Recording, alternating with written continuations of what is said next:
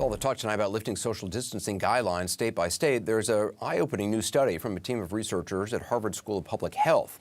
It predicts under certain scenarios the potential need for those measures and school closures to continue until 2022.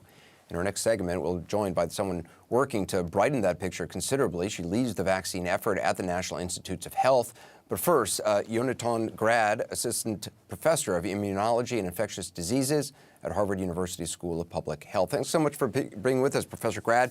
Your team used models of what we now know about COVID-19, along with other viruses, to create possible scenarios of the pandemic, one which concluded a potential need for social distancing until 2022. Can you explain how you found that?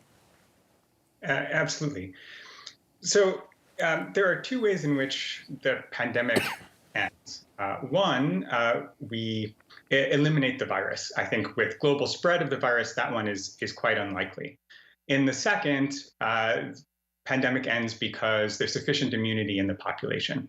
So with that as a backdrop, we were interested in asking about the impact of social distancing and what happens when we stop a one-time effort. So we are doing social distancing with the idea of flattening the curve and trying to prevent overwhelming our healthcare infrastructure.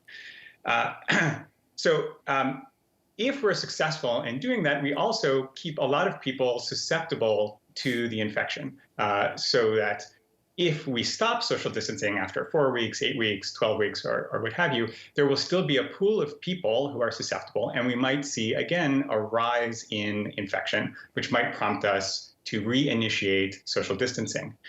So keeping in mind that our goal is getting up to population-level immunity, in the absence of a vaccine or potentially other types of interventions, what we might see is this kind of on-off intermittent distancing. And to get up to population immunity, again, that endpoint would take until 2022. And that's predicated on the belief that once you have been infected, you would develop an immunity. Is that correct? Because I mean, I know that hasn't been proven conclusively. That is correct. We are in this model assuming that infection brings along with it sufficient immune protection to last at least that duration. So the idea of 2022, that's just how, I mean, you got that date really just by projecting out when enough people would develop what they call herd immunity. That's right. So what we took as an approach to this is keeping in mind that we're flattening the curve to try to reduce the pressure on the healthcare infrastructure.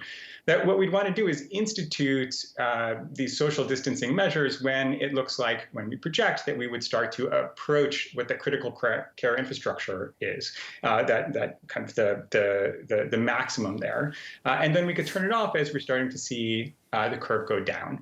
Again, we have this kind of thermostat model where we would titrate to, again, trying to maintain our healthcare infrastructure.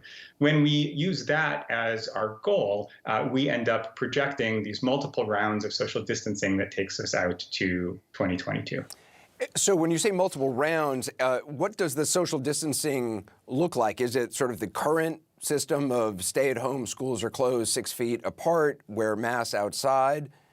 Or are there varieties of it, depending on the circumstances?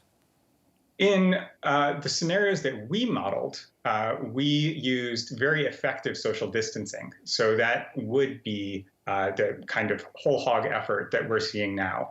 It's certainly worth exploring the impact of alternatives for using other approaches or introducing new interventions, increasing the critical care capacity of our hospitals, developing new therapeutics that are very effective, putting into place contact tracing, quarantine, and isolation. All of those could change those scenarios.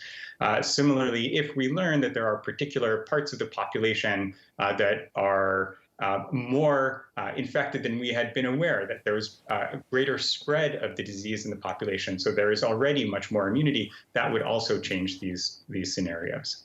Well, it's really fascinating. Professor Grad, I appreciate all you're doing. Thank you. Thank you.